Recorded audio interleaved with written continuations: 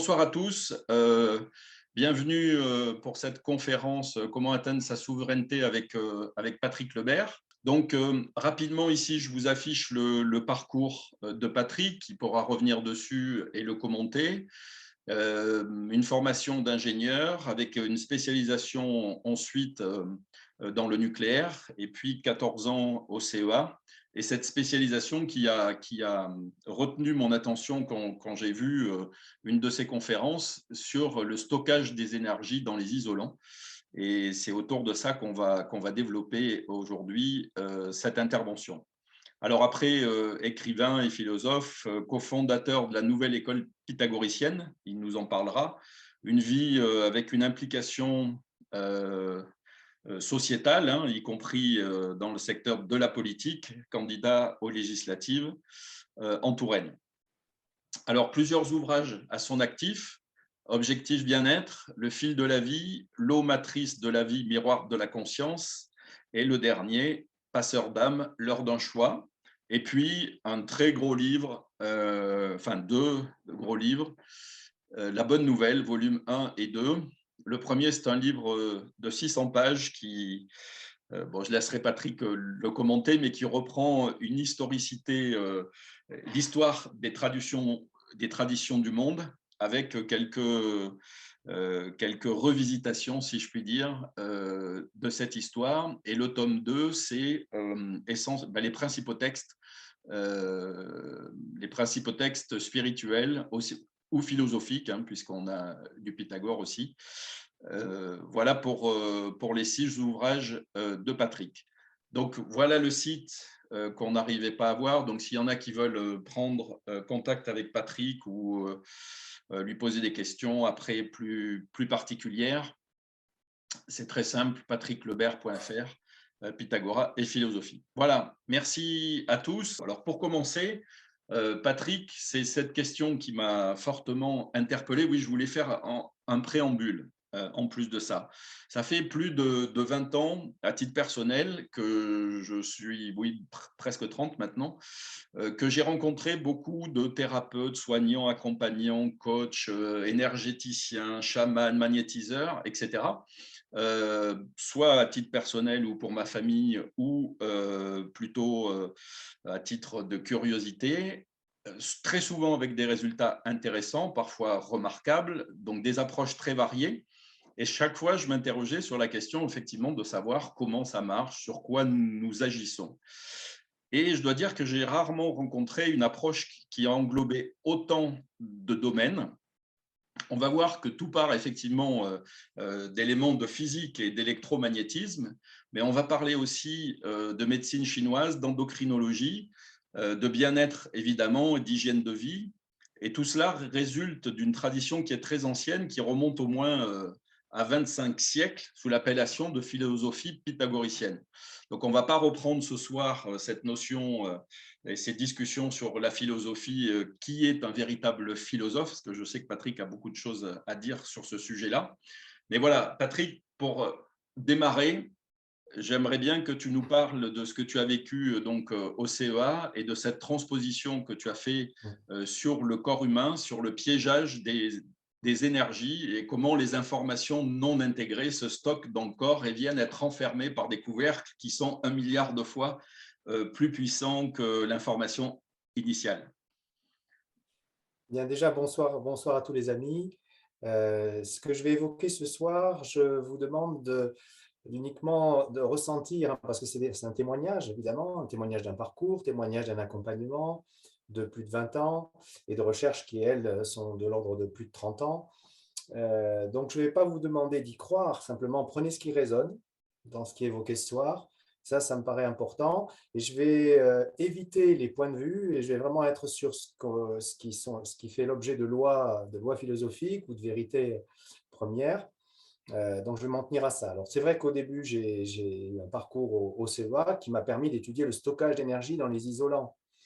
Et puis, cette physique sur laquelle la France avait à l'époque facilement 10 ans d'avance sur les autres pays du monde, avec une communauté d'une centaine de chercheurs, CEA, CNRS, et avec un DESS qui s'est fait à l'INSTN, donc en région parisienne, dans laquelle j'ai participé dans les années 94-95, quelque chose comme ça. Ce qui s'est passé, c'est que je me suis rendu compte que cette physique était transposable à l'être humain, qui est globalement un isolant. On est bien sûr conducteur du courant, de la même façon qu'on est évidemment pas fait que d'eau, hein, donc un être humain, mais globalement on est fait d'eau, et de la même façon on est globalement un isolant. Et cette propriété d'être un isolant, finalement, conditionne beaucoup de choses. C'est-à-dire que dans la vie, il y a des choses qu'on va comprendre et des choses qu'on ne va pas comprendre. Tant qu'on ne les a pas comprises, elles se piègent à l'intérieur de notre corps. Et quand c'est compris, ça passe en mode automatique au niveau de notre cerveau droit. Exemple, quand on apprend à faire du vélo quand on est tout petit, hein, je vais évoquer ça. Là, forcément, on fait après toutes les choses sans s'occuper du guidon, des pédales, etc. Et ça devient automatique, on regarde le paysage. Ça, c'est quand on a compris une loi de la vie, un fonctionnement. Tant qu'on n'a pas compris comment faire du vélo, évidemment, on est en mode cerveau gauche, et là, on va faire une tâche après l'autre, le guidon, les pédales, etc. Et donc là, il y a une énergie qui va se piéger dans le corps, qui est l'énergie, évidemment, si on est tombé de vélo, hein, du traumatisme en question. Ce que j'ai mis en évidence en matière de physique, c'est que le piégeage, il a plusieurs temps avec lesquels il se produit. C'est-à-dire que l'information qu'on doit découvrir et qu'on n'a pas découverte, elle va se piéger comme on piégerait au fond d'une casserole, si vous voulez. Elle va se piéger au fond. Et on met une quantité d'énergie au fond, je vais l'appeler 1 par exemple, pour vous donner un ordre de grandeur, hein.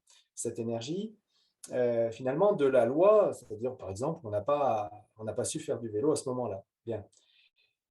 Évidemment, on prend le traumatisme qui est dedans, c'est des charges électroniques, et c'est ce traumatisme, la quantité d'énergie qui se met dedans, qui se remplit dans le piège à un endroit localisé du corps, hein, pas n'importe quel endroit, elle va être 1000 fois supérieure à peu près. Donc c'est ça l'ordre de grandeur. Et puis, par effet de champ, évidemment, il y a comme une espèce de couvercle qui se met dessus et on va occulter la difficulté. C'est d'ailleurs un principe, on pourrait se dire, mais ce n'est pas forcément très juste. On a une énergie qu'on cherche, une petite lumière, une information qui est là et qui est une quantité 1, et puis on submerge de 1000 fois plus. Donc, on peut se dire comment on va faire pour trouver la solution qui est cachée dessous.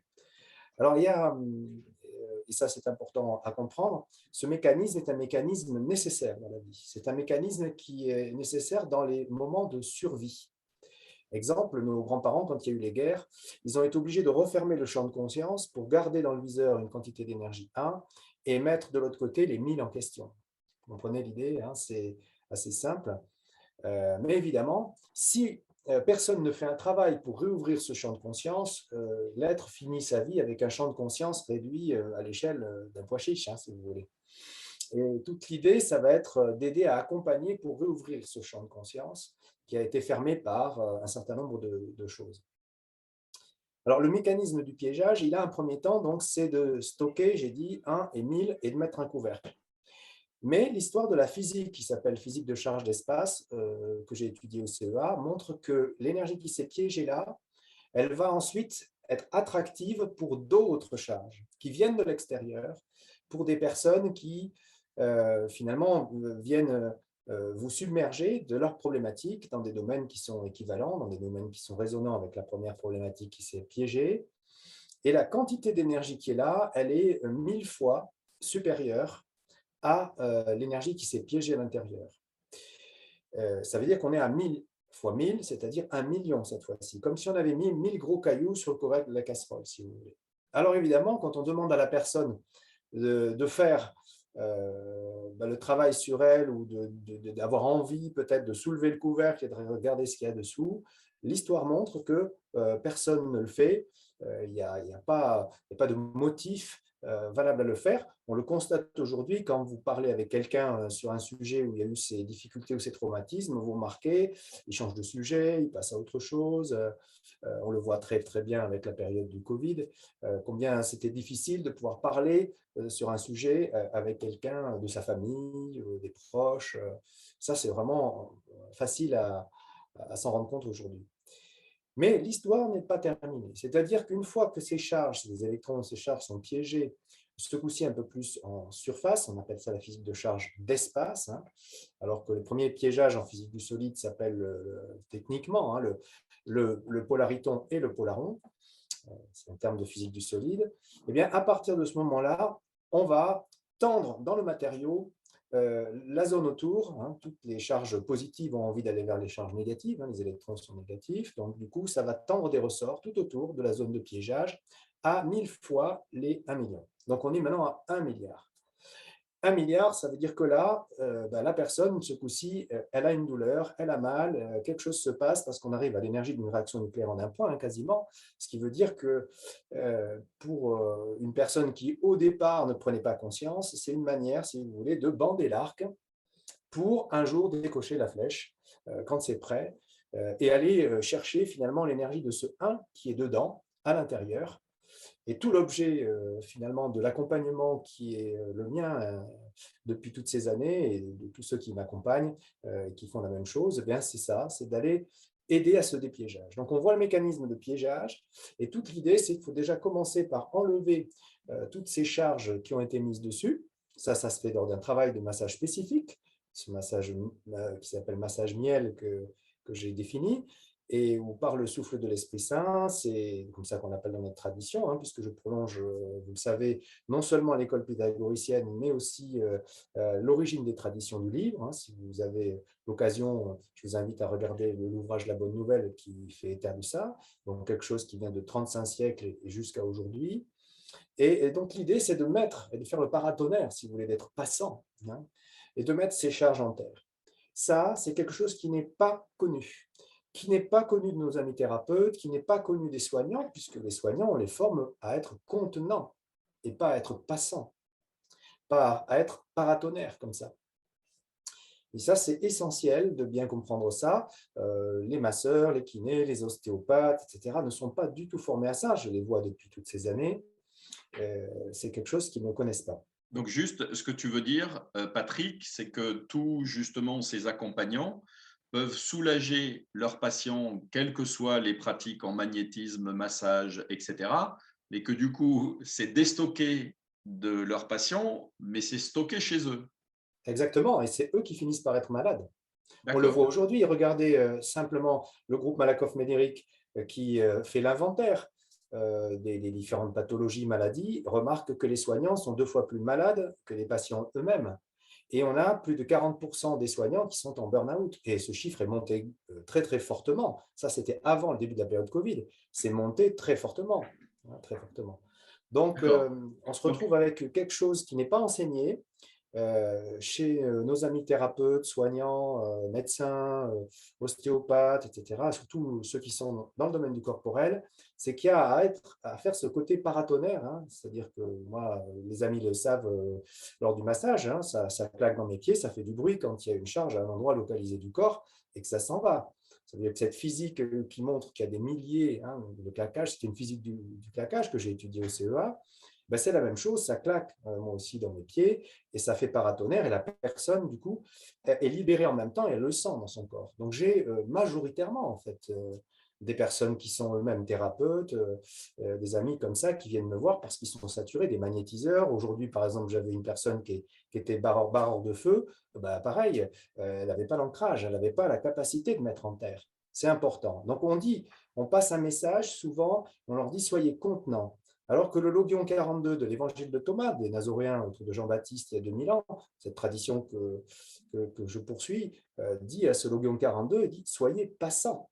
Soyez passants. Donc le premier temps du philosophe passeur d'âme, c'est d'être passant et de faire ce paratonnerre pour enlever finalement toutes ces charges qui sont importantes, hein, qui sont le 1 milliard et 1 million qui est en surface. Ensuite vient un deuxième temps. En même temps que ce massage se déroule, eh bien, ça permet de soulever le couvercle pour aller regarder les zones de difficulté où l'énergie s'est au plus dedans. Ça veut dire que là, il y a une deuxième fonction de l'accompagnant, de l'initiateur, hein, des initiateurs que nous sommes, c'est les philosophes là, et comme l'étaient les philosophes pythagoriciens qui pratiquaient ce genre de massage d'ailleurs, c'est de pouvoir amener à guider la personne pour comprendre, hein, l'énergie qui est dedans. Comprendre, ce n'est pas faire un travail intellectuel, c'est aller chercher ce qui est déjà, au fond, la petite lumière, hein, j'ai dit le 1 qui est au-dedans. Donc notre rôle, ça va être un rôle d'accompagnant pour aller traverser une rive, pour aller d'une rive à une autre, et traverser les zones de turbulence émotionnelle ou mentale. Turbulence émotionnelle ou mentale. Pour aller jusqu'à une rive qui s'appelle la rive de l'âme, hein, en termes de conscience. On en parlera pour l'aspect de la définition de l'âme si vous voulez plus tard, mais il faut traverser ça.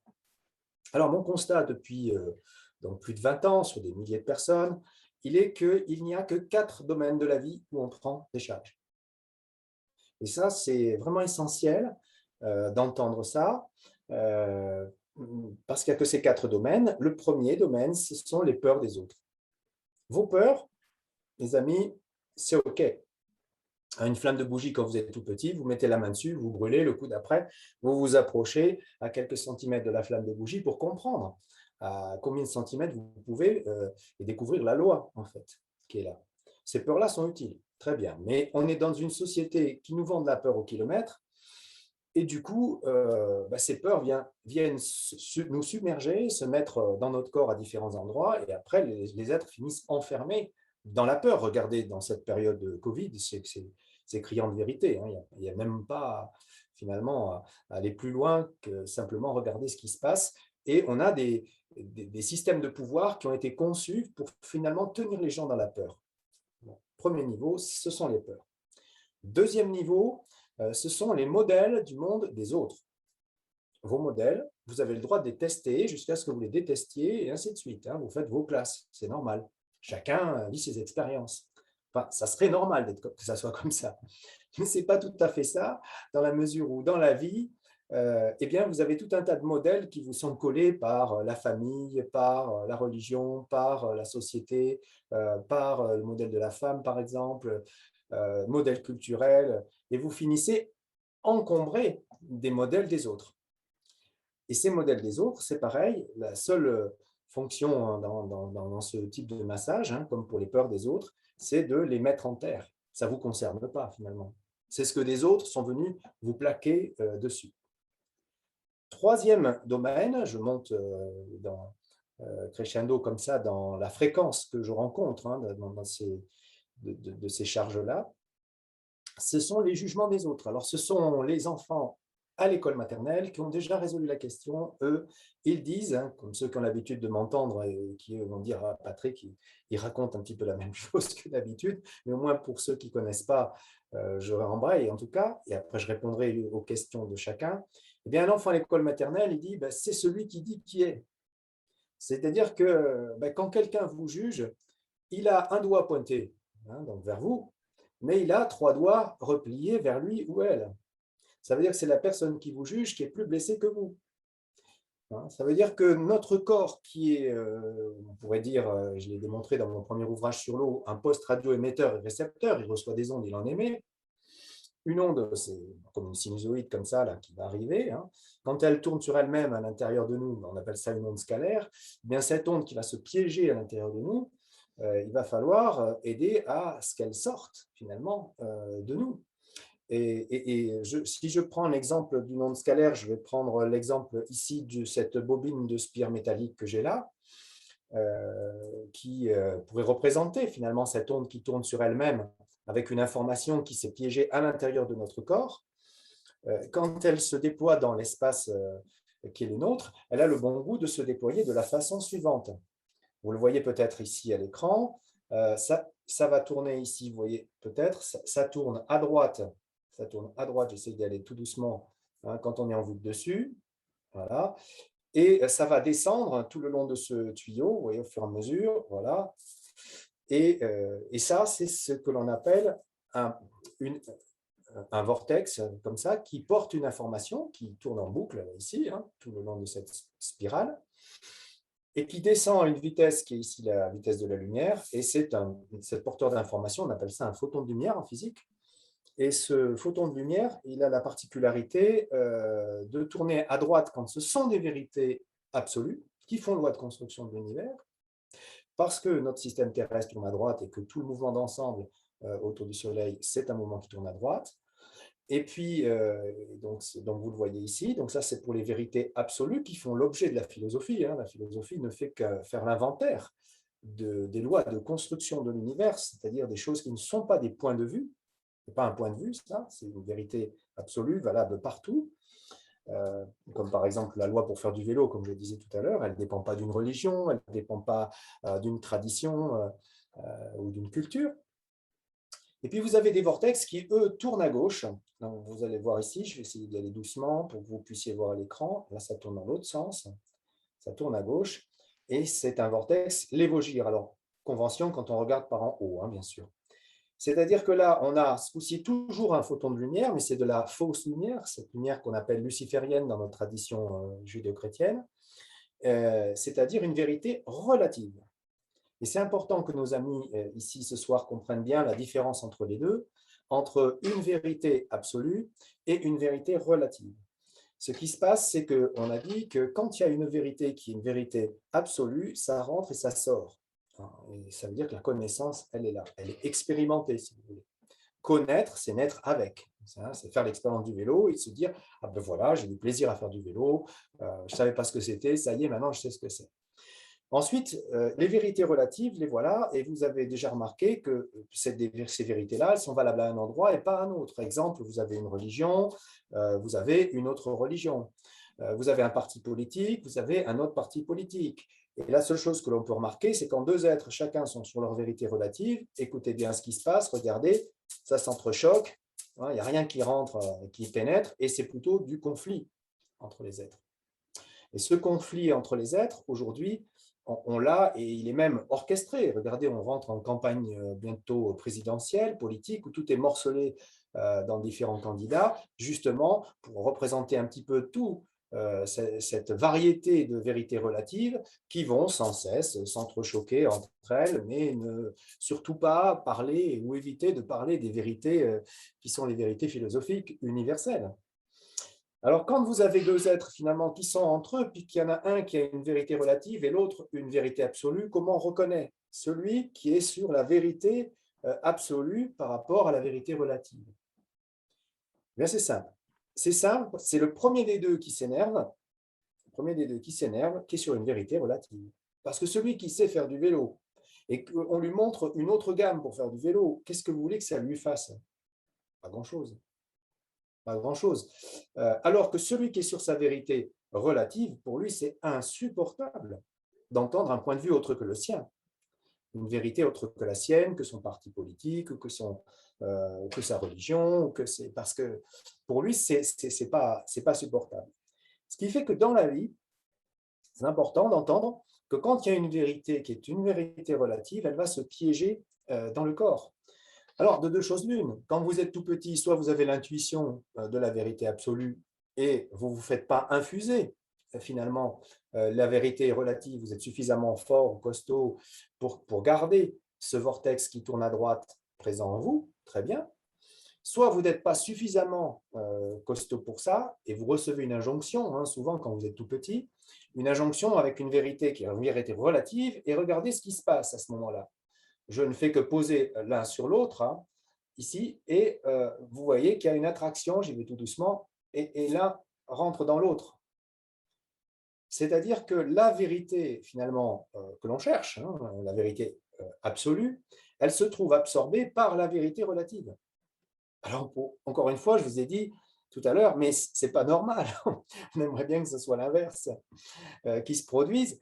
Et en même temps, c'est ça tout l'objet de la connaissance, c'est un jour ou l'autre de piéger quelque chose pour faire la découverte, hein, de défaire en fait finalement cette coque de noix qui s'est mise autour de la noix que l'on cherche. La noix, c'est bon à manger, c'est la connaissance absolue, et la coque de noix, c'est vraiment quelque chose qui est dur, évidemment, et qui n'est pas digeste. Ben, de la même façon, ici, on a les deux qui sont imbriqués. Alors, deux photons de lumière, finalement, imbriqués l'un dans l'autre, hein, ce qu'on appelle en physique ici un électron, hein, puisqu'un électron, c'est ça aussi. Là, maintenant, la particule en question, elle ne tourne plus. Hein. Avec deux mouvements opposés, elle ne tourne plus, elle ne descend plus. Vous voyez. Après, tout ça, c'est mis en mouvement, évidemment, et c'est ce qu'on appelle une charge. Longtemps, les physiciens ont cherché comment on pouvait caractériser l'électron et de voir d'où il venait, de chercher son origine. Eh bien, on l'a de cette façon-là. Et évidemment, la particularité du massage que j'ai évoqué tout à l'heure, il a pour fonction, quand les deux se sont imbriqués l'un dans l'autre, de finalement séparer le bon grain de l'ivraie, de séparer la coque de noix de la noix. Et c'est ça que fait ce travail de massage qui se faisait à l'école, on est chez les Nazoréens il y a 2000 ans, hein, autour de Jean-Baptiste, chez les Pythagoriciens ou au début de la tradition abrahamique, lors de la 18e dynastie égyptienne, comme je le raconte très exactement dans l'ouvrage La Bonne Nouvelle. Ce qui fait que l'étape en question, c'est de pouvoir séparer l'un de l'autre pour pouvoir sortir cette vérité, qui est la vérité absolue, qui a été en général donnée par quelqu'un d'autre. Donc, on parlait du jugement tout à l'heure, on en était resté au troisième cas de figure. Eh bien, le jugement, c'est finalement quelqu'un qui vous a balancé un mot doux, une attitude, il vous a balancé une charge, une coque de noix avec une noix, en vous disant de manière inconsciente, s'il te plaît, défais-moi la coque de noix de la noix pour me rendre ici la partie de cette vérité absolue que je n'ai pas découverte. Voilà. Donc ça, c'est les trois premiers cas où on prend des charges. Et puis, il y a un quatrième et dernier cas qui est beaucoup plus fréquent, celui-là, c'est le domaine des projections d'énergie. Alors, ça existe dans trois cas de figure bien précis. Exemple, un sorcier d'Afrique vous balance un sort, c'est une projection d'énergie. Ce n'est pas, évidemment, le cas le plus fréquent, même si ça arrive.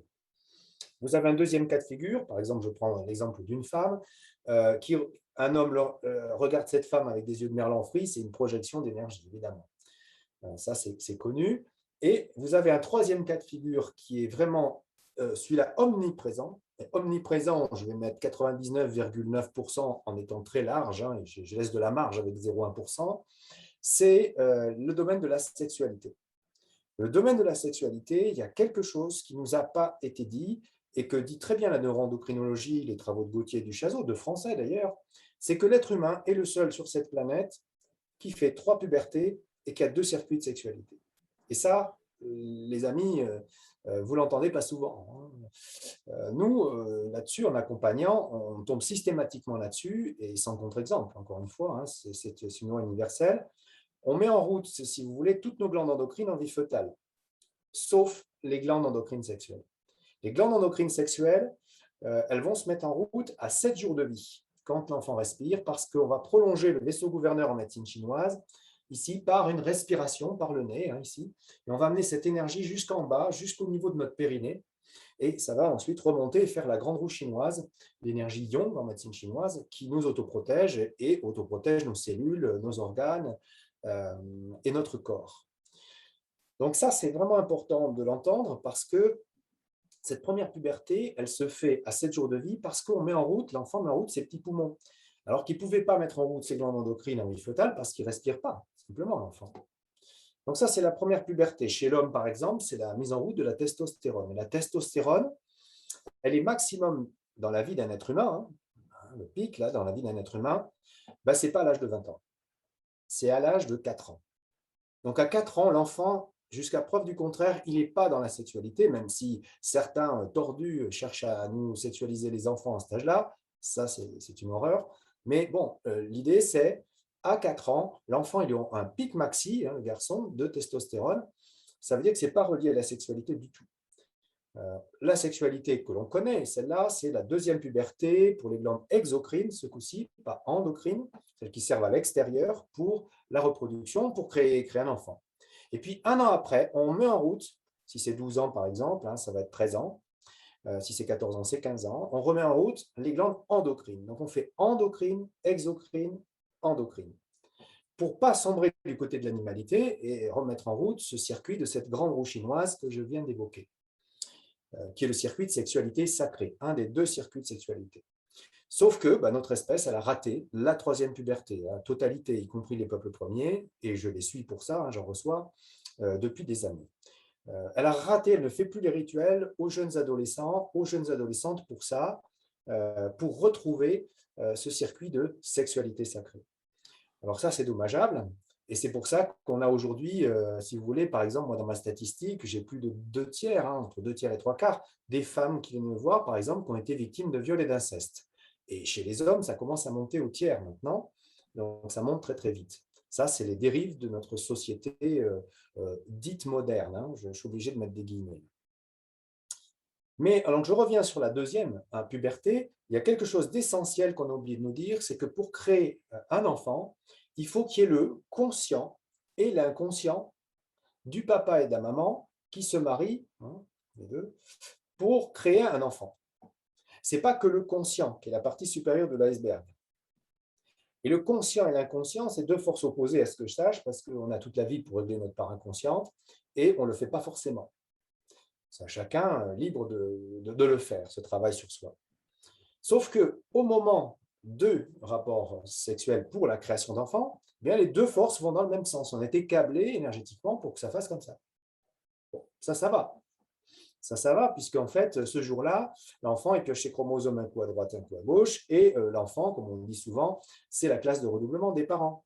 C'est pas faux. Bon. Mais les autres jours, c'est pas bon. Les autres jours, dans l'intimité, ce circuit de sexualité de reproduction, qui est le vaisseau conception médecine chinoise, qui est un autre circuit de sexualité qui court en face avant du corps et qui remonte sous la lèvre inférieure, qui n'est pas le circuit de sexualité sacrée qui se termine là, qui est relié au vaisseau gouverneur, en médecine chinoise toujours, eh bien ce vaisseau conception qui va l'emporter va faire que les autres jours dans la sexualité, la partie inconsciente, hein, du partenaire, hein, les deux partenaires, va s'échanger, comme le dit très bien ce texte de la Genèse biblique que j'ai traduit, commenté en tout cas, pas traduit puisque ça c'est mon ami Aline de Souzenel qui l'a fait à partir de l'hébreu, mais que j'ai mis en annexe de mon ouvrage, par exemple La Bonne Nouvelle au volume 2, avec un des textes sacrés, comme l'évangile de Thomas, dont je parlais tout à l'heure, des Nazoréens autour de Jean-Baptiste. Donc l'idée de base, c'est vraiment de se rendre compte que les deux circuits, hein, comme ça, vont se marier pour créer un enfant et que, évidemment, si on ne nous apprend pas, on ne nous a pas appris, hein, à l'école, les parents ne savaient pas, l'école ne le savait pas, les religieux sont censés pas toucher, donc ils ne savent pas non plus, comment passer finalement sur le circuit de sexualité sacrée et pas sur le circuit de sexualité de reproduction. Ça, c'est vraiment important. Donc, toute la base, c'est voilà, les 4 domaines, voilà, où il y a piégeage et dépiégeage d'énergie. Et voilà les domaines où nous intervenons pour aider à rectifier des problèmes de couple, de sexualité, de création d'enfants, au besoin. Voilà. Donc, je voulais déjà en rester à ce niveau-là pour commencer, pour enregistrer les questions des amis, parce que ben, je préfère fonctionner comme ça, mais il me fallait au moins montrer ce mécanisme de piégeage, montrer comment ça se dépiège, et ensuite voir comment accompagner les amis sur le chemin. OK. Donc, on a déjà des questions qui arrivent petit à petit. Je vais Merci. reprendre le fil de ta démonstration et de tes explications pour y ajouter quelques questions. Cette information qui se piège, c'est toujours lié à un traumatisme ou au moins à une émotion? Alors, Pas. c'est au départ, ce vortex de lumière ici Mhm. qui tourne à gauche, en fait, c'est-à-dire une fausse, hein, vérité ou une vérité relative. Et comme on est dans une société du mensonge aujourd'hui, c'est vrai qu'il faut reconnaître que les amis chargent d'abord beaucoup des faux concepts. Et ces faux concepts, quand ils sont après imbriqués avec finalement la véritable connaissance, donnent une charge, un électron. Et un électron, ici, cette charge, j'appelle ça, moi, l'électron, je me le signe E, et puis motion, émotion, hein, electron motion, le mouvement d'électrons, cette particule-là, qui imbrique finalement la connaissance qu'on n'a pas faite avec celle qu'on a à faire, mais ça crée une émotion. Et l'émotion est tout le temps le signe, finalement, de quelque chose qui n'est pas compris. Alors, est-ce que les émotions qui sont, elles, joyeuses ou positives, sont toujours liées à des choses qui sont comprises? Ah, oui, celle-là, oui. D'accord, Celle-là, OK. oui, Non, parce non, que mais voilà, là, pour on bien rentre faire. sur un circuit en neuroendocrinologie qui est le circuit qui descend en face avant du corps, et ça donne un plus grand dynamisme, une plus grande tonicité. Inversement, quand ça se piège, ça passe sur d'autres circuits de neuroendocrinologie. Au lieu d'avoir l'arbre central qui descend sur finalement l'hypothalamus, hein, qui est enregistré d'ailleurs par notre thyroïde, qui est le capteur, qui va donc à notre ordinateur, l'hypothalamus, ça descend ensuite sur notre thymus, Ça descend aux glandes endocrines sexuelles, ça fait le tour de notre bassin et ça passe dans le dos. Ça, c'est le circuit dans lequel la joie va être immanente et celle qui nous connecte finalement à notre dimension spirituelle ou créatrice, comme vous le voulez. Par Ok, contre, quand c'est une émotion négative, ça ne prend pas ce circuit de neuroendocrinologie, ça prend un des deux autres circuits, qui sont deux circuits cul-de-sac. Le premier qui va sur les surrénales, quand il y a ces émotions, et là, ça engendre des mécanismes de peur, de combativité, et ainsi de suite. Donc là, on va retrouver par exemple la colère, hein, qui est là-dedans, hein, qui est une hypothyroïdie, donc, capteur ici qui serait restreint à commande surrénale, c'est-à-dire justement parce que c'est là qu'est le siège des incompréhensions, des peurs, hein, puisqu'on a, la loi n'est pas comprise. Premier circuit, ou deuxième circuit mental, où ça va partir sur notre thalamus gauche et ça va se stocker finalement dans notre base de données jusqu'à temps que ça soit compris. Et d'accord. là, on va s'adapter, on va fonctionner avec ce système. Alors, sur le stockage, justement, qu'est-ce qui fait que l'information, elle va se stocker plutôt dans le pied gauche, la main droite, l'épaule droite, le bas du dos, le haut du dos? Oui, et donc ça, c'est vraiment quelque chose qui est relié au circuit que la médecine chinoise a mis en évidence depuis longtemps. Mhm. On a des zones effectivement qui localisent préférentiellement certains types de problématiques, ce qui fait que nous, on peut arriver, alors bien sûr, à les repérer, encore que ce ne soit pas le but d'en faire une cartographie, hein, puisqu'on va finalement scanner, nous, chaque partie du corps, on n'a pas besoin de faire de diagnostic du tout, hein, et puis aider à enlever ces charges-là. Mais le constat fait que, par exemple, quand vous avez des fausses autorités, des grandes violences, ben, on va trouver ça beaucoup dans les pieds. D'accord. Et dans les pieds. Lorsqu'il y a des problèmes sur l'intimité, par exemple, on va beaucoup trouver ça dans les talons. On en prend dans les pieds, mais dans les talons. Et l'être humain est quand même le seul qui a un talon, un menton, une vésicule biliaire. Enfin, deux talons, évidemment. Un menton et une vésicule biliaire, les singes n'en ont pas. Ok. Donc, ce n'est pas pour rien. Bon. Et les circuits de médecine chinoise, on le voit bien, au niveau du méridien du rein, en médecine chinoise, il y a quand même une boucle qui se fait au niveau du talon. Ça ne va pas tout droit, le circuit ne va pas tout droit. On pourrait se dire, mais comment ça se fait, le circuit ne va pas tout droit? Il y a une vraie Ok. raison. Alors, autre question. Quand tu as utilisé, donc ce sont quoi? Des photons de lumière qui sont Oui, matérialisés. Donc, c'est très bien parce que ça fait un peu prestidigitateur. Hop, ici, c'est bloqué. Ici, on les débloque. c'est ça. Mais ces spires, en fait, c'est la forme réelle qu'a l'information quand elle nous arrive. On est bien d'accord. Oui, et ça, c'est les premiers qui ont travaillé ça, c'est, je pense, à Émile Pinel avec les champs H2, les champs de l'âme, le champ H2 qui tourne en vortex et qui descend finalement chercher incarnation, hein, pour créer un champ structurant dans l'autre sens, qui est un champ H1 qui va remonter, qui lui est un champ rectiligne, alors que ces champs-là, ce sont des champs de vortex. C'est les travaux de Kozyrev, le russe, par exemple, ou de Palma, l'américain. C'est tous les travaux sur les champs de torsion, en fait, hein. D'accord. Ça, c'est des études qui remontent à assez longtemps.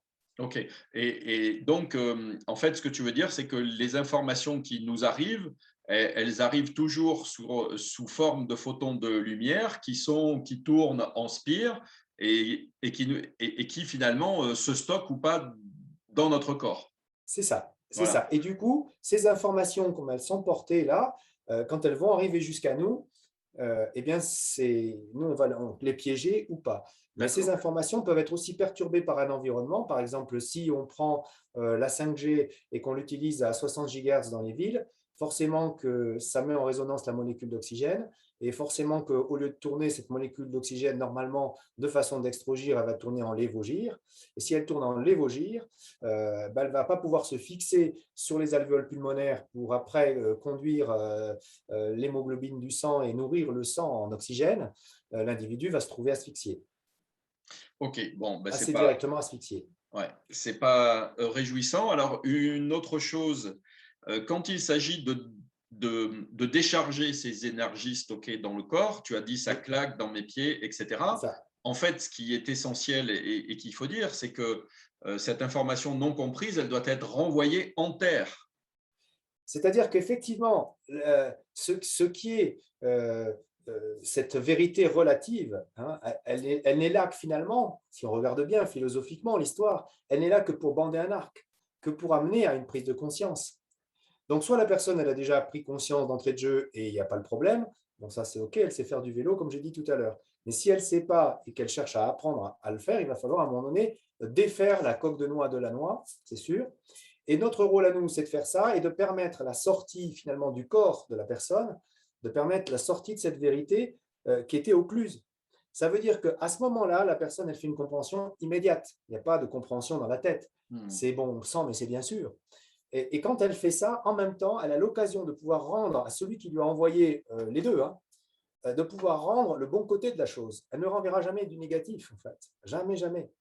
Ça, c'est très D'accord. important à Donc, comprendre. On est dans les rares à pouvoir garantir un bien-être qui soit global, parce qu'on va s'occuper de tout le corps, durable, parce qu'une fois que c'est parti, ça ne revient pas, hein, moyennant l'application de la nouvelle loi, évidemment, et sans contrepartie négative pour soi et pour son entourage. Donc, il y a un bénéfice aussi pour l'autre qui est à distance, même à 600 km de là, va instantanément recevoir la compréhension qui va l'amener à éventuellement bouger dans sa vie. Et voilà. Donc, OK, donc ce que tu dis, c'est que l'information relative, elle repart en terre et que la vérité absolue, elle, elle rejoint la conscience supérieure de l'être. de l'autre être hein, qui a envoyé en général la charge au départ, parce que ce concept, il a été envoyé. D'accord. Un exemple concret par rapport au cas dont j'ai parlé tout à l'heure, dans les cas des viols et des incestes. J'ai une femme qui vient me voir, une quarantaine d'années à peu près, donc 45 ans, et qui a été victime d'inceste par son frère entre 9 ans et 16 ans, en continu. Elle a pourtant un mari qui est quasiment un thaumaturge, enfin qui est quelqu'un qui prend les personnes en phase terminale et qui les sort tout le temps, et qui aurait pu, je veux dire, peut-être l'aider en la matière, et non, ça ne l'avait pas fait. Toujours est-il, c'est qu'elle vient me voir et elle se rend compte que, évidemment, elle a pris la charge inconsciente de son frère et elle lui rend donc en séance, si vous voulez, la partie de ce vortex part. Son frère, elle l'avait pas revu depuis facilement 20 ans, hein, après toutes ces histoires-là. Et puis, donc, elle fait ça et ça lui permet de comprendre comment était construit son frère, de pouvoir arriver à lui pardonner, ce qui est juste énormissime, hein, ce que je viens de dire. Hein, parce que quand vous avez été violé en continu comme ça, arriver à pardonner réellement à quelqu'un, pardonnez, hein, par le don, vous rendez à l'autre quelque chose et vous comprenez comment il a été construit. C'est déjà énormissime. Eh bien, elle fait ce travail-là. Elle rentre chez elle, elle m'appelle dans la semaine en question, hein, et elle me dit, tu sais pas, ben, cette semaine, mon frère m'a appelé et il m'a appelé pour me demander comment il pouvait se faire pardonner, comment il pouvait rentrer dans la rédemption. Donc, capacité de miséricorde, ce coup-ci, vraiment au sens chrétien, on peut appeler ça comme ça, c'est-à-dire capacité de comprendre ce qui s'était passé et pourquoi son frère était venu la chercher et lui prendre son énergie comme ça. Et deuxième temps, d'être ensuite dans la capacité offerte à l'autre, puisque le message est parti à l'autre bout, eh bien, son frère, il a capté, celui-là, il a capté, et du coup, il s'est mis à bouger, et là, il a décroché son téléphone, et il est allé lui demander dans la semaine en question, après ça, donc 20 ans après, quoi. Donc lui a bien perçu ce déchargement, ce par-le-don, et ce type d'exemple nous permet parfois de comprendre peut-être le fonctionnement de certaines synchronicités. Oui, alors, oui, c'est-à-dire que la synchronicité, c'est un retour de l'univers. C'est pas comme les coïncidences où là, vous émettez une intention et vous avez une réponse à votre intention. La synchronicité, là, c'est un retour de l'univers qui vous vient alors que voilà, rien semble enclencher quelque chose en la matière. Donc, Et- bon, je sépare les deux. Et le bon, hasard, c'est encore autre chose. ok, mais dans ce cas présent, alors du frère qui rappelle sa sœur alors qu'il ne l'a pas revue depuis 20 ans pour demander s'il peut se faire pardonner, est-ce que c'est bien une synchronicité? C'est pas une synchronicité pour moi. D'accord, c'est pas La un retour, synchronicité, c'est la réponse de l'univers. alors que là, C'est-à-dire que c'est c'est pas quelque chose qui l'univers. serait offert à la personne une fois qu'elle a traité son problème, où là, elle va avoir derrière autre chose qui va se pointer et qui va être en D'accord, rapport à ça. ok. Donc là, on est sur la synchronicité va toucher un rapport, on va le décrire, je pense, dans quelques minutes, mais un rapport dans notre verticale à ce que j'appelle moi notre architecte, hein, créateur, celui qui va nous prévoir et programmer le futur. Et ça n'a pas un lien avec notre bâtisseur, celui qui s'appuie sur le passé, sur les choses connues, etc. Là, c'est parce qu'elle a fait une connaissance sur le sujet. À ce moment-là, cette coïncidence, hein, qui est là, c'est que son frère, du coup, l'appelle. Alors, C'est une coïncidence, c'est coïncident, c'est ensemble. ok, Parce alors, que là, ça joue sur une mémoire du passé. ok, Ça d'accord. concerne le passé. La coïncidence concerne le passé, la synchronicité concerne le futur. Alors, c'est très intéressant ce que tu viens de décrire parce que c'est un autre aspect très intéressant de ton travail et qui rejoint une des questions que je posais qui était liée à l'âme là tout à l'heure. On en parle beaucoup, mais bien peu de personnes sont capables, entre guillemets, de le définir. Et tu as parlé de cette verticalité de l'architecte et du créateur. On a tous, enfin, au moins culturellement, la vision d'un Dieu extérieur, et c'est pas du tout ta version. Oui, alors, encore une fois, il n'y a pas de point de vue dans ce que je vais évoquer. C'est D'accord. un témoignage sur lequel j'ai 100% de cas qui sont sur ce que je vais évoquer là maintenant, mais même pas 99,9. Donc, Mhm. évidemment, ce que je vais poser ce soir va forcément déranger ceux qui ont ces visions relatives, hein.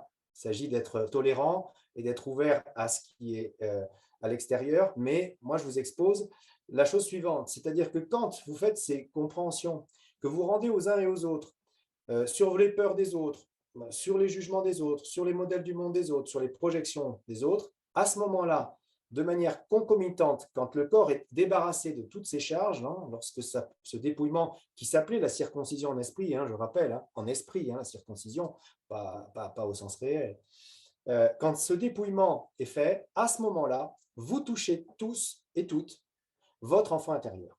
C'est la première étape essentielle, commune, universelle, chez tout le monde, de toucher ce véritable enfant intérieur. C'est le point d'entrée, à partir duquel vous allez pouvoir évoquer un mot qui s'appelle spiritualité. S'il n'y a pas touché cet enfant intérieur, il ne peut pas y avoir de spiritualité. On part sur les voies de côté dont j'ai parlé tout à l'heure en neuroendocrinologie. La neuroendocrinologie est très bien pour ça. Elle valide ces voies cul-de-sac qui sont des voies ou astrales ou mentales qu'on va retrouver dans des branches qu'on appellerait, si vous voulez, le New Age ou des choses comme ça. Alors, l'enfant intérieur vrai, celui-là, il est capital. Donc, ben, toi, c'est un petit garçon, hein, et les femmes, ça va être une petite fille intérieure. Quand cet enfant intérieur est trouvé, l'adulte que vous êtes, va passer un contrat et va dire, toi, l'enfant, je te suis. Toi, tu m'amènes. L'enfant, lui, il sait exactement le passage. Lui, c'est exactement le fil, hein, le chat de l'aiguille, parce que c'est vraiment un chat de l'aiguille, hein. Il s'agit de passer vraiment un fil très fin qui va remonter jusqu'à l'âme et jusqu'au créateur. Alors, je vais le décrire, ce fil. Donc, il passe immanquablement par l'enfant intérieur. Ensuite, il va passer par le double de chacun. C'est-à-dire qu'en étant un homme ici à l'extérieur, j'ai une femme intérieure. Et les femmes ont un homme intérieur. Et là, il n'est pas question de genre ou transgenre ou tout ce que vous voulez, hein. Je parle le sexe tel qu'on a été construit au départ, hein. Pas celui qui pourrait être changé après. Ça ne marche pas. Donc, l'idée de base, c'est en fait de conduire l'être humain dans cette initiation, hein, une fois que, et là, l'enfant intérieur sait très bien le chemin, de conduire en direction de ce double. Alors, au départ, le double, il n'est pas forcément dans le corps. Il est là où, finalement, où il a été laissé, hein, et le but du jeu, ça va être de le ramener dans le corps, c'est-à-dire dans le soleil. Là, je n'ai pas un contre-exemple non plus. C'est pas ailleurs, c'est dans le soleil que vous allez devoir aller le chercher. À l'intérieur du soleil, il y a l'autre moitié de vous-même, hein, et le but du jeu, ça va être de réaliser l'androgynie, hein, du masculin et du féminin, au même titre que le yin et le yang ici se marient, hein. C'est encore un mariage un petit peu de ce type-là, hein.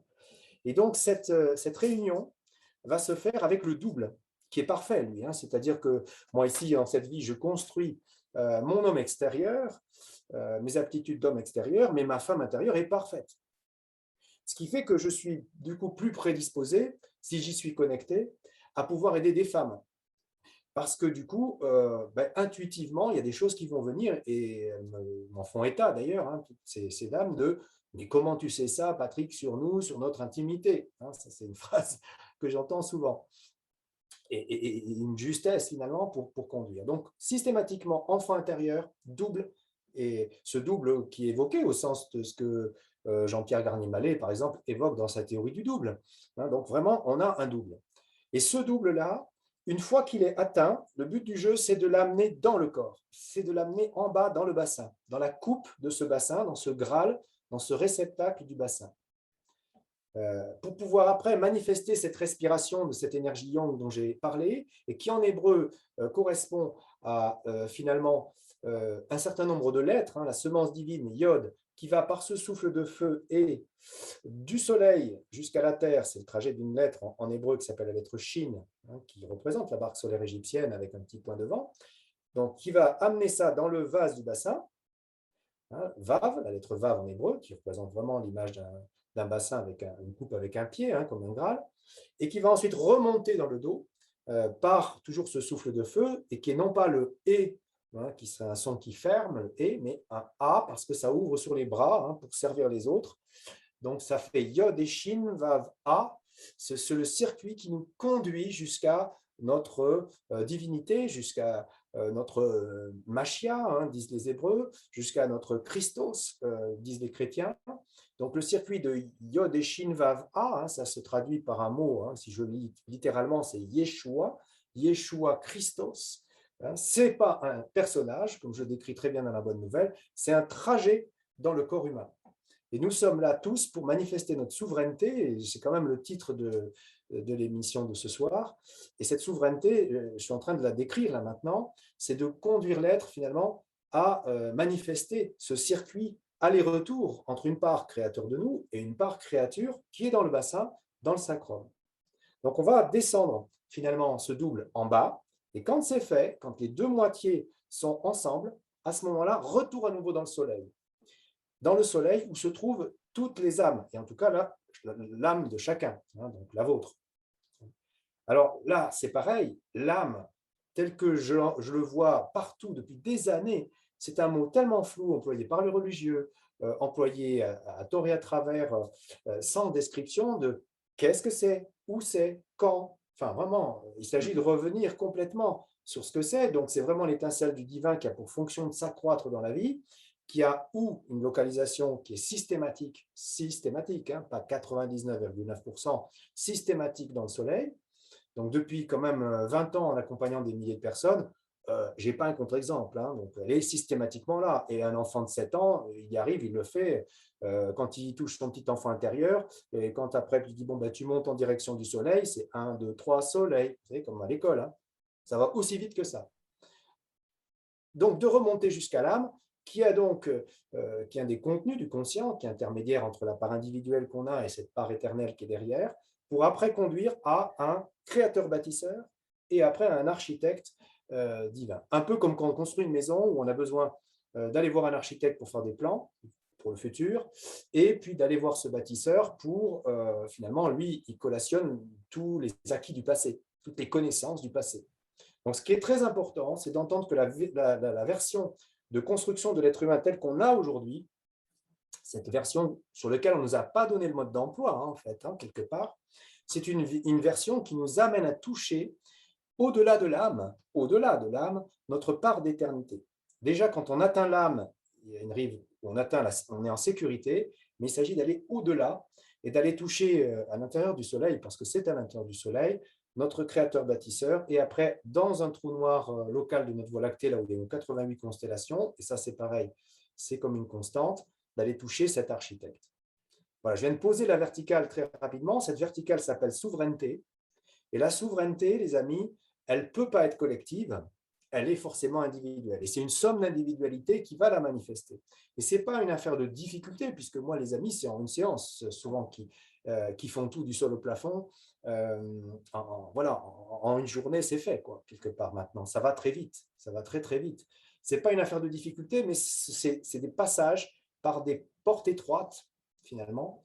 Et il convient de ne pas les louper, ces portes étroites, parce qu'à ce moment-là, s'il n'y a pas l'androgynie, s'il n'y a pas l'enfant intérieur vrai, il n'y a pas de possibilité d'atteindre l'âme. Ça, c'est certain. Ok. C'est pas possible. C'est une sécurité, remarquez, hein, c'est bien fait. Ouais, non, mais ce qui est très nouveau dans ce schéma, c'est que, alors peut-être qu'il faudrait mettre le mot entre guillemets, mais c'est qu'on a tous un créateur individuel Individuel, qui eux-mêmes sont reliés à ce que tu appelles toi un architecte, alors qu'on pourrait dire oui, au sens fonctionnel, c'est-à-dire on a une partie qui, dans notre Trinité, est appelée Père, Fils, Mère. Dans notre tradition chrétienne, on l'a fait comme ça, mais on pourrait le faire mhm, avec la version orientale, hein, ça marche aussi. Ce Père, source d'amour, il est architecte quelque part et il va trouver un fils bâtisseur qui est là pour construire la maison, si vous voulez, que l'autre en a construit le plan. Et évidemment qu'un architecte qui prévoit des plans du futur et toutes les versions du futur, il va avoir pour effet de se tourner vers un être connaissant. Et toutes ces connaissances, ben, c'est nous, créatures, qui les remontons. Tous les acquis, hein, je sais faire du vélo, je sais nager, tout ça, ça remonte dans notre dos, là, comme ça, et ça remonte. Et force est de constater qu'il n'y a pas un créateur unique pour tout le monde. Ça n'existe pas. Je dis ça n'existe pas. Hein, ce n'est pas une vérité absolue. c'est Je n'ai alors pas cet exemple-là en 20 ans. ok, Donc ça, c'est très simple. C'est-à-dire que tous ceux qui sont sur une notion d'un Dieu assis sur un trône, ou etc., ça, c'est une vision qui ne correspond pas à la réalité, qui est obsolète. bon, ça n'existe pas, mais c'est pourtant ce sur quoi se fonde la majorité des traditions et des religions du monde. Et bien sûr, parce que ça, c'est les voies cul-de-sac. En tout C'est-à-dire cas, qu'on celle du j'ai livre. décrit que les voies de l'astral et les voies du mental, on a dit que c'était des vérités qui pouvaient être des vérités relatives. Oui, tout à fait. Donc, par exemple, nous, notre Dieu des chrétiens, il pourrait être barbu sur un trône, etc. Allez voir en Orient, c'est pas le même. Hein. Mhm. Et en plus, vous le savez très bien, on nous dit c'est un Dieu unique, et puis quand on va voir l'autre religion, on nous dit ben non, non, moi j'ai le mien, il est unique aussi. Ça pose un petit problème parce qu'avec les religions, on n'a jamais eu que des guerres de religion. Alors que l'histoire que j'ai racontée dans la bonne nouvelle et qui fait le tri sur, sur ce qui s'est passé montre qu'à l'origine de la tradition hébraïque, chacun avait un Dieu créateur. À l'origine de la tradition chrétienne, chacun a un Dieu créateur. À l'origine de la tradition pythagoricienne, chacun a un créateur. Et alors, C'est une constante. à C'est une quel constante, hein, moment, heureusement d'ailleurs. à quel moment arrive le dévoiement et le basculement d'un créateur unique à un créateur générique, j'ai envie de dire. Eh bien, il arrive dans le fait que pour aller toucher son créateur individuel, il faut faire un travail sur soi.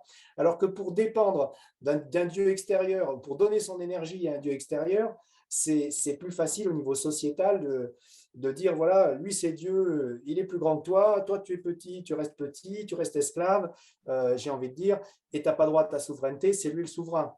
Oui, mais Non, non, non. Ça, c'est plus facile de tenir quelqu'un de cette façon, c'est évident, que, parce que là, ben, il faut en fait initier chaque personne. Et c'est bien ce qu'on fait, nous. Hein. ok. Mais, mais, Mais mais le cas de figure d'atteindre de la souveraineté et de tomber sur un Dieu créateur unique au niveau mondial n'existe pas. Hein. C'est 0,0000. oui, Il n'y en a pas. mais dans l'histoire, parce que tu dis dans les traditions anciennes, en Judée, chez les Nazoréens, etc., c'était tous des Oui. créateurs uniques. Et moi, ma question, c'est à Attends, quel unique. Non, non, moment. non, non, non. Chez les Nazoréens, chacun a un créateur. Hein. Oui, oui, oui, C'est chacun. pas, c'est pas un Dieu unique. Hein. Non, non, D'accord. à son créateur propre, excuse-moi. Hmm. Et à quel moment est-ce que ça bascule? Est-ce que c'est avec le christianisme? Est-ce que c'est C'est-à-dire que avant? comme le personnage de Jésus associé à Christ a été créé en 140 après Jésus-Christ, c'est tardif, hein, il y a un moment donné où il a fallu, à peu près dans les années entre 140 et 177, c'est raconté dans la Bonne Nouvelle, vous le lirez, hein, et bien, il a fallu finalement créer quelque chose de fédérateur, et sur plus de 70 évangiles, à n'en garder que 4, qui sont d'ailleurs des versions différentes, hein, je précise, hein, parce qu'elles ne sont pas cohérentes entre elles, ces 4 versions d'évangiles. À partir de là, il a fallu faire au niveau marketing quelque chose qui fait que ça convient à la majorité. Mais c'est du marketing, c'est pas autre chose. D'accord. Donc le marketing a des origines qui remontent à 2000, Oh, plus que ça, puisque à 2000 ans je déjà. rappelle que la tradition hébraïque, c'est pareil. Elle est partie de cette souche qui vient de la 18e dynastie égyptienne, et tout de suite après, ça a dévié pour essayer de rassembler, de fédérer un maximum de gens qui n'avaient pas forcément fait un travail sur eux.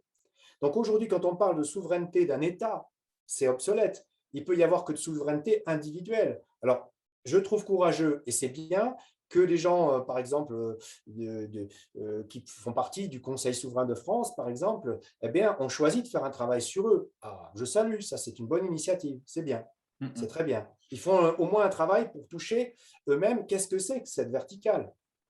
Ok. Et, Alors, j'en profite pour dire que vous pouvez commencer à poser des questions. Et il y a Sarah, donc je n'ai pas interrompu ton propos, mais qui, quand on a parlé de sexualité, se posait la question, comment se fait-il alors que des femmes qui ne veulent plus d'enfants tombent malgré tout enceintes?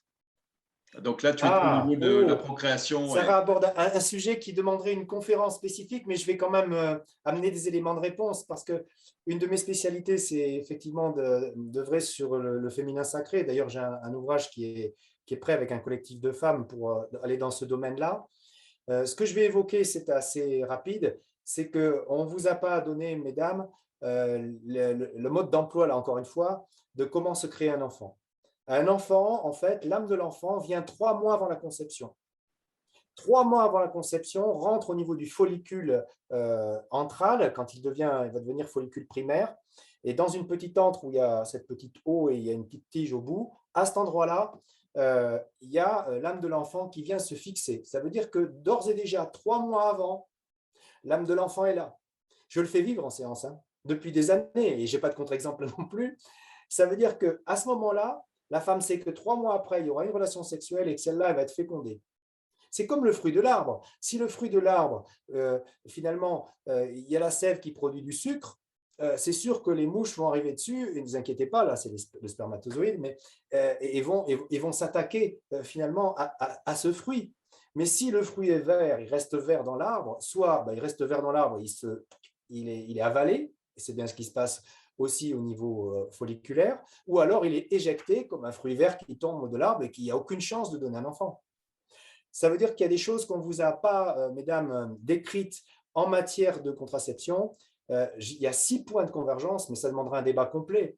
6 points de convergence qui montrent que la contraception est inutile. J'y vais doucement, hein.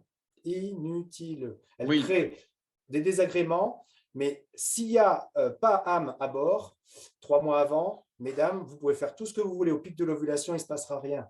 Si il y a une âme qui est à bord, vous pouvez avoir tous les contraceptifs que vous voulez, l'enfant y vient. J'ai montré récemment, encore une fois, à quelques-uns des élèves à la sortie, des enfants qui sortaient avec le stérilet en main. Tiens, maman, je t'ai eu. Les ouais. photos sont probantes.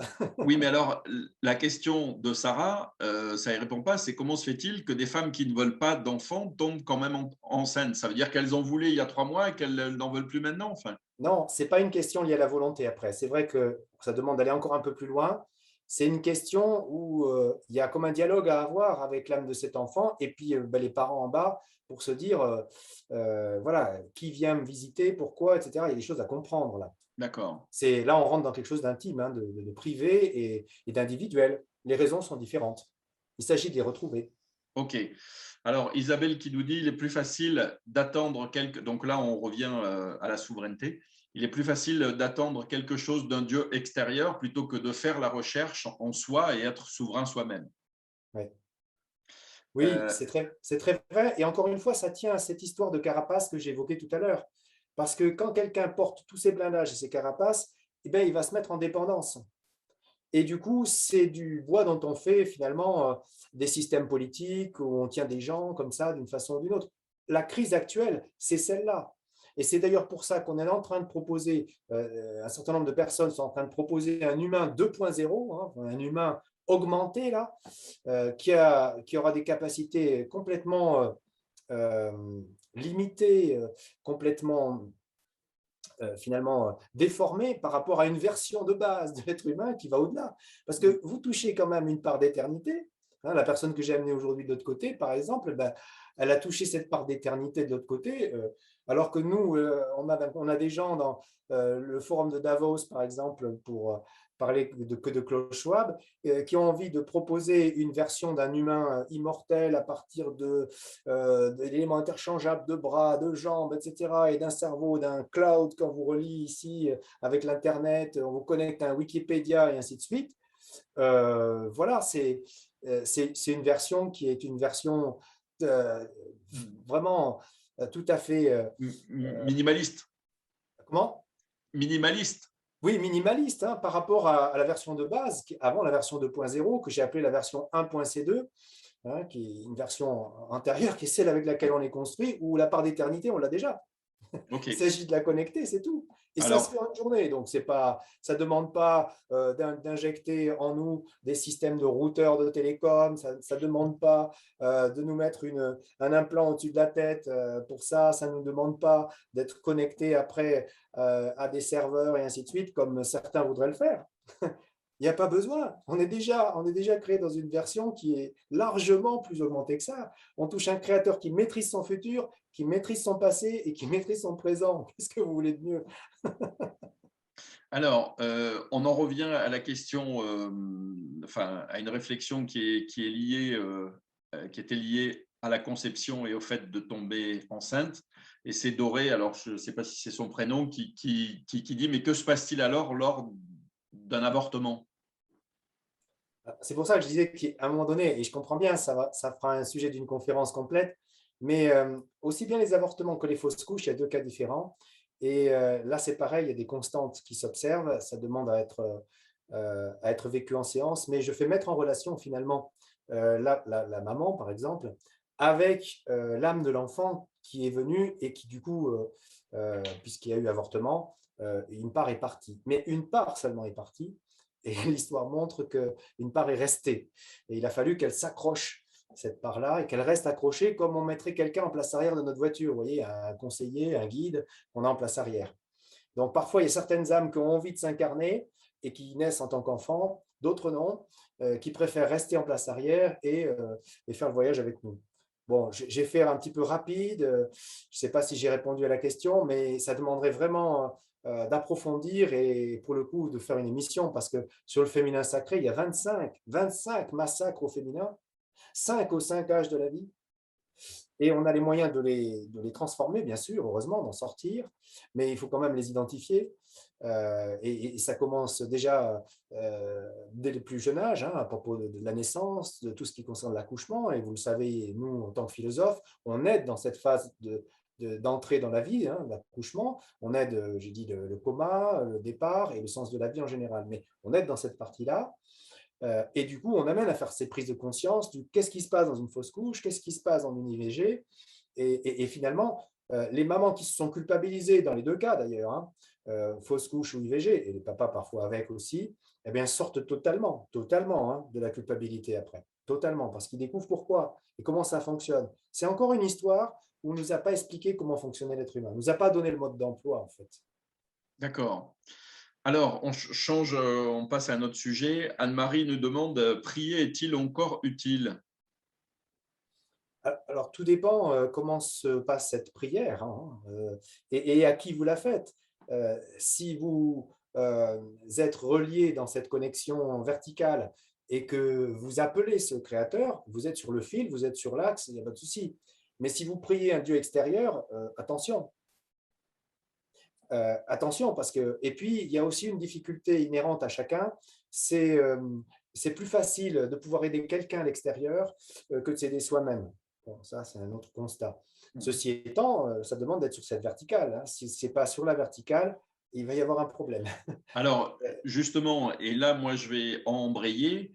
Euh, Comment, justement, tu as parlé de l'astral et du mental, et c'est quelque chose que j'avais bien senti en travaillant, en allant voir ou en côtoyant tout un tas de thérapeutes, etc.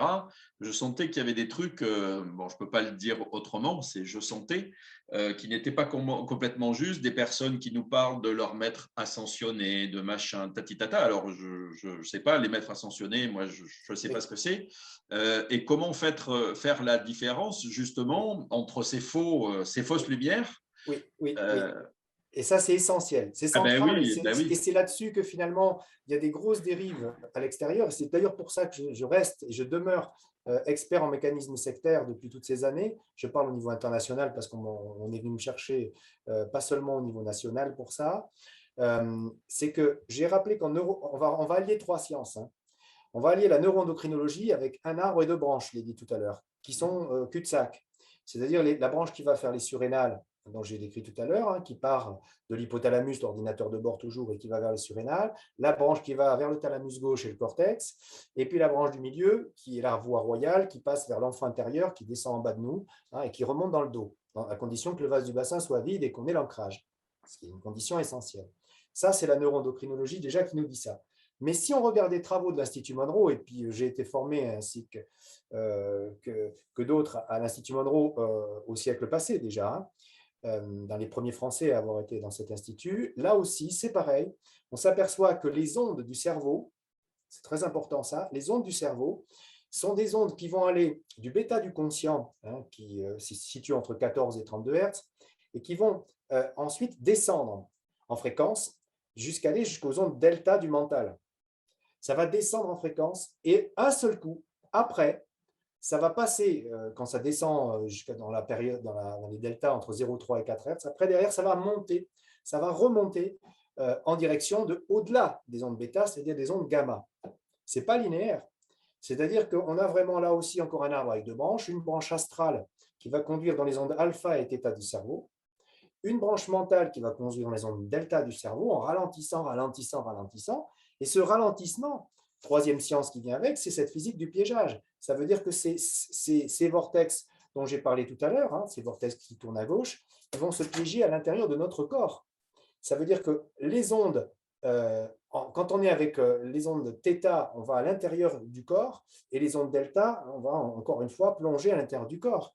Et après, on sort du corps.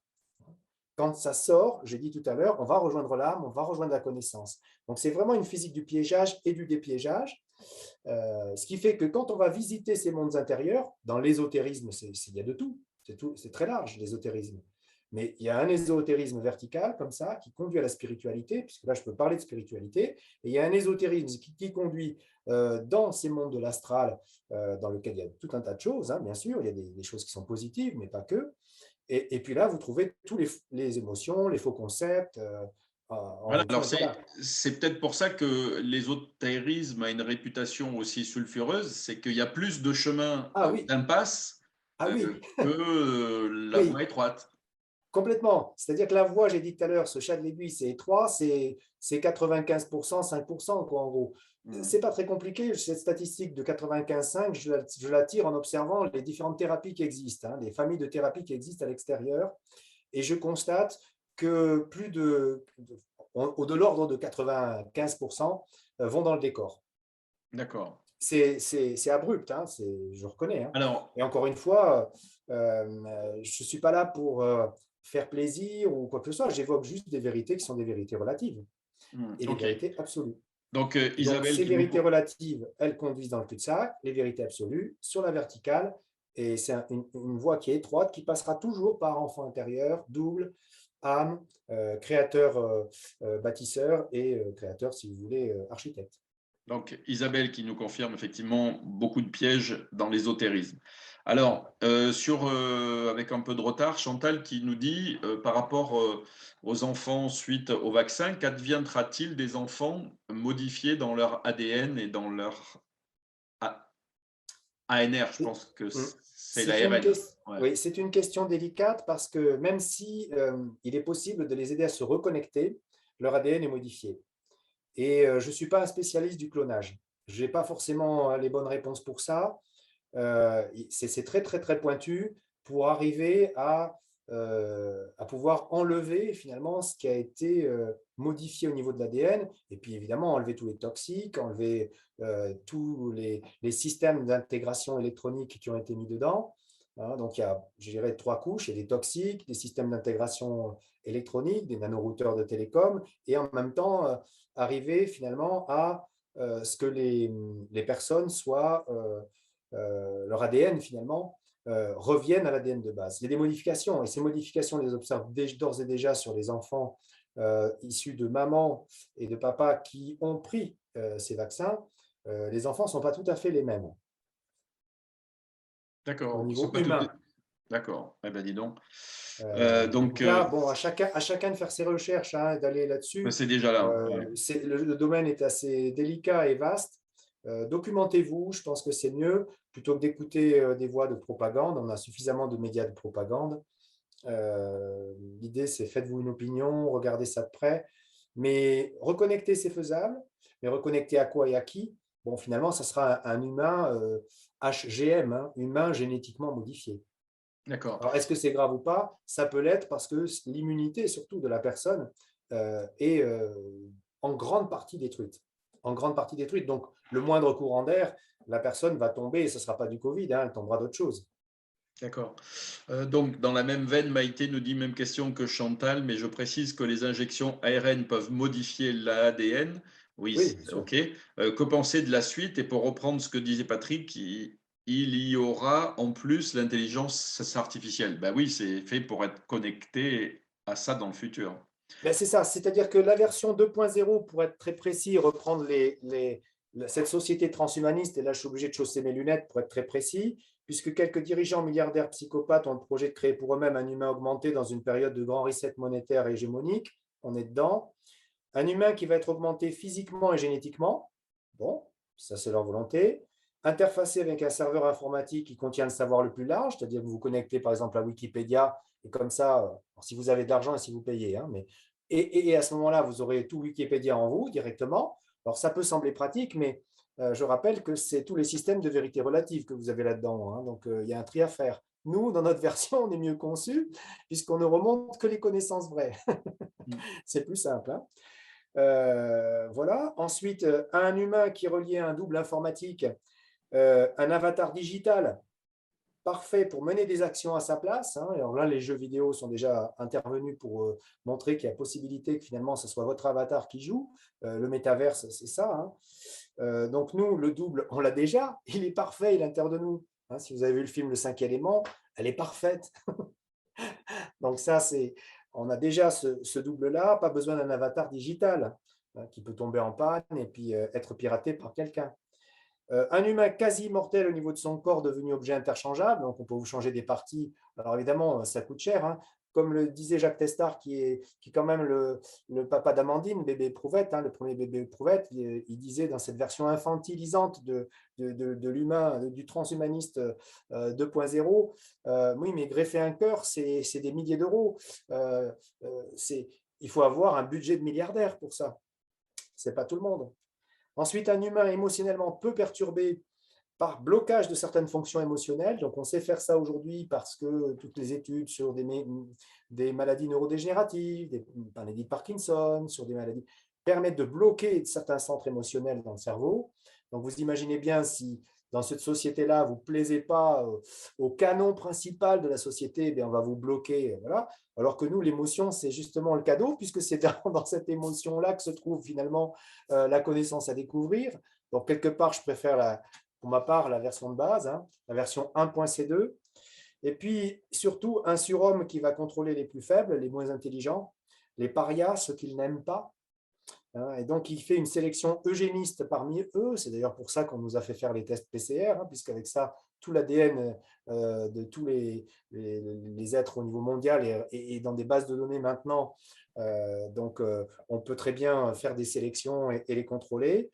Et finalement, transformer les humains en cyborgs, hein, c'est-à-dire c'est une version robotisée de l'être humain, dans lequel on a greffé tous ces appareillages technologiques en les asservissant finalement à une armée de robots, par contre des robots contrôleurs, hein, qui sont déjà là, puisque même l'armée anglaise projette d'en acheter 30 000 de ces robots l'année prochaine, je crois, ou l'année d'après. Donc on y est, la technologie, elle est là. Mais cette technologie-là, quand on regarde la version avec laquelle on est construit, c'est-à-dire que nous, on a un humain connecté à cette conscience immortelle, où les connaissances vraies, et seulement celles-là, on les filtre, on les ramène là-haut.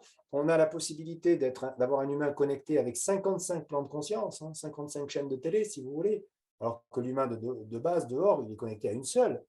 Hein, TF1, la One peut-être, du temps de cerveau humain disponible, disait son ancien patron il y a quelques années. Et c'est un humain relié à un double intérieur parfait, je vous ai dit, qui a des aptitudes de personnalité, des capacités émotionnelles pour s'adapter à la survie, ce qui ne sera pas forcément le cas d'ailleurs de leur version 2.0, parce que si les paramètres changent, on l'a vu avec le Omicron ou autre, ah ben ça y est, tout est décalé et peut-être que leurs cyborgs seront très fragiles. Bon, il y a même des chances, hein. Un humain qui a une capacité de développer des capacités qu'on appelle de 5D, hein, des dimensions augmentées, mais à quoi ça sert?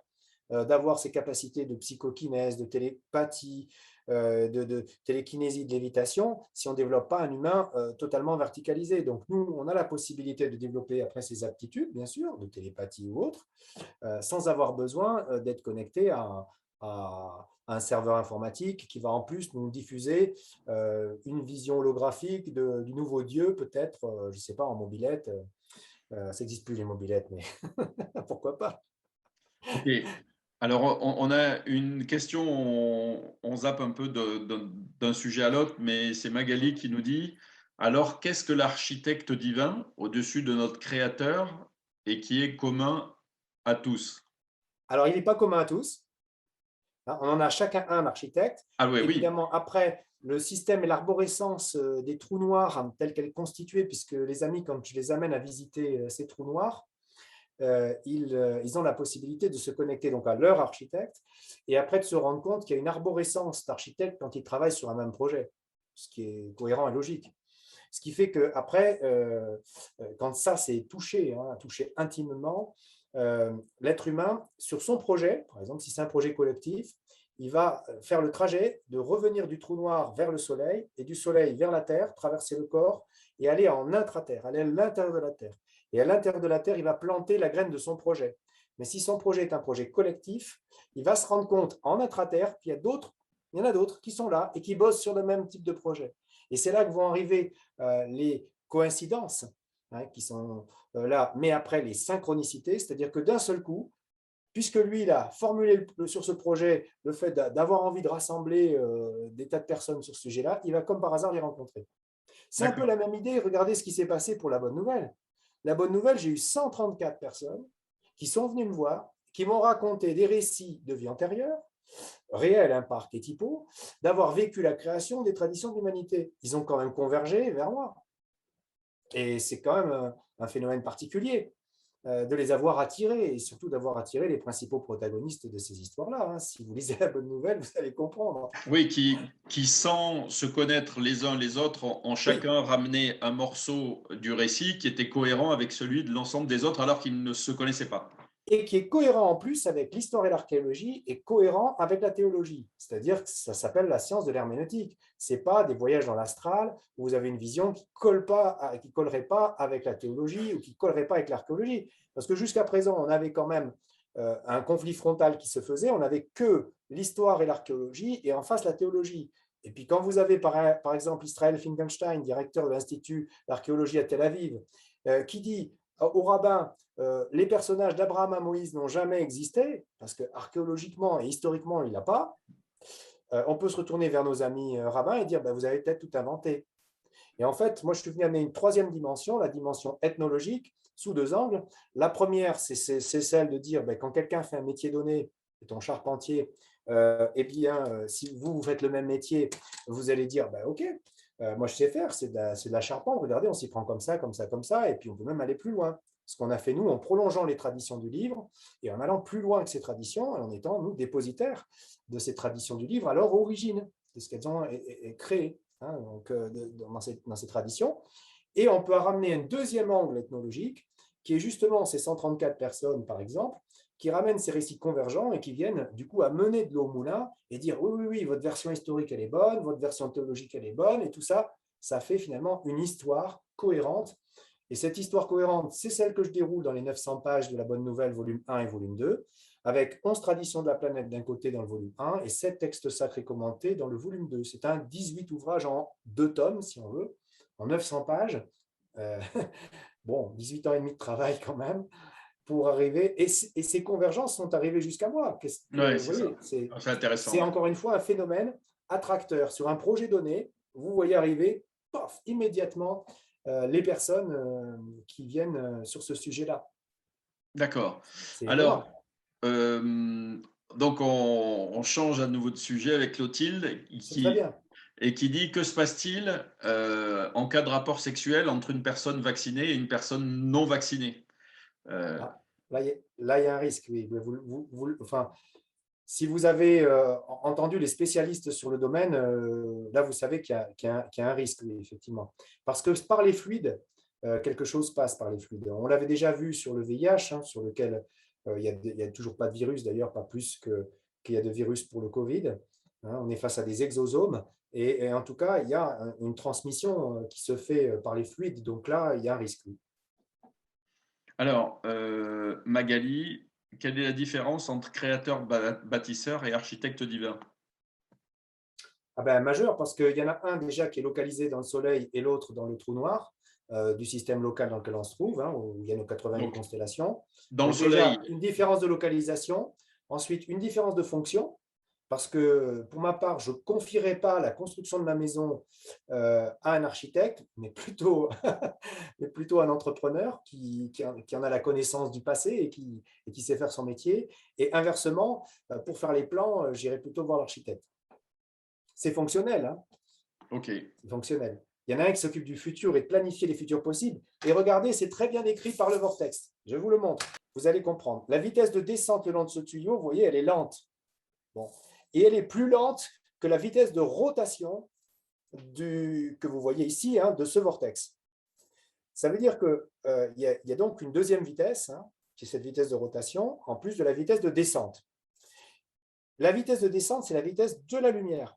Donc la vitesse qui tourne là ici est plus rapide que la vitesse de la lumière. Travaux de Jean-Pierre Garnier-Mallet pour avoir les chiffres et les valeurs qui s'y réfèrent. Mais si vous allez là-dessus, sur ces systèmes, sur ces anneaux ici qui sont représentés, si vous mettez un petit courant là-dedans, si vous faites circuler, c'est comme si c'était un câble, ça. Ben, vous pouvez envoyer une information qui part très très vite là et qui va beaucoup plus vite que ma vitesse de rotation. Vous avez donc une troisième vitesse. Cette vitesse va concerner finalement une manière avec laquelle cette spire-là va informer la spire qui est la spire qui va arriver après. Ça veut dire que avant que l'espace tourne, avant que l'espace arrive, la spire d'après qui va arriver est déjà informée de ce qui se Déjà passe informé. avant. Ouais. Ça veut dire que vous pouvez planifier votre futur. Rien que dans ce vortex, vous comprenez tout. Hein. Je vous invite à jouer, ça s'appelle le Flippy Flux. Vous pouvez jouer avec, hein, pas de souci. Et donc, la vitesse n'est pas du tout la même. Et là, Jean-Pierre Garnier-Mallet nous a donné ces vitesses. On est à 857 milliards de kilomètres secondes. On n'est pas à 300 000 kilomètres secondes. On est loin. Alors, le Flippy Flux, je me suis mis en relation avec elle. Vous le trouverez sur le site de l'Observatoire dans quelques semaines. Hein. Je vais le distribuer en Ah France. ben voilà, génial. Voilà. Super. Bon, Alors, en tout cas, ça permet de séparer les deux.